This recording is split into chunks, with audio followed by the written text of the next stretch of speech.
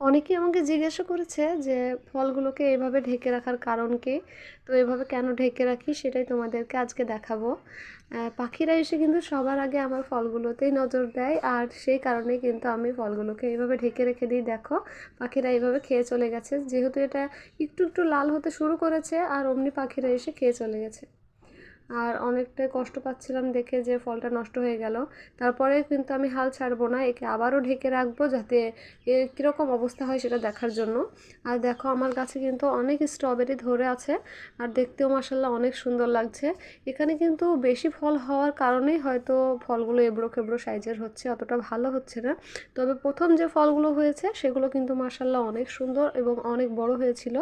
আর এই যে এই লাস্টের গাছটি তোমাদেরকে দেখালাম, এই গাছটি থেকে আমি যেহেতু রানা থেকে দুটো চারা করে নিয়েছি, লোভেই পাপ পাপেই মৃত্যু, সেরকমই হয়েছে আমার সঙ্গে। দুটো চারা আমার এখন করাটা একদমই ঠিক হয়নি, যেহেতু এটা আমার প্রথমবার ছিল, তাই আমি জানতাম না যে চারা এখন করলে কি অবস্থা হবে। তো আমি নিজেই এখন বুঝতে পারছি যে আমার সঙ্গে কি হয়েছে। এখানে ফলগুলো দেখো, এটাই আমার ফার্স্ট ফল, আর ওই গাছ থেকে আমি মোটামুটি 6-7টা ফল খেয়ে ফেলেছি। আর এখানে দেখো, এই ফলটা আমার প্রথম ফল। তো আমার এই ফলগুলো সেরকম দেখতে কীরকম এবড়ো খেবড়ো, আর এখানকার ফলটা দেখো কত সুন্দর, একদম পরিষ্কার স্বচ্ছ, দেখতেও মাসাল্লাহ অনেক সুন্দর লাগছে, কিন্তু ছোট সাইজটা অনেকটা ছোট, কিন্তু আগের ফলগুলো অনেক বড় ছিল। অবশ্যই ভিডিওটি যদি ভালো লেগে থাকে তা আমার পাশে থাকবেন, এবং লাইক শেয়ার সাবস্ক্রাইব করতে ভুলবেন না। বাই।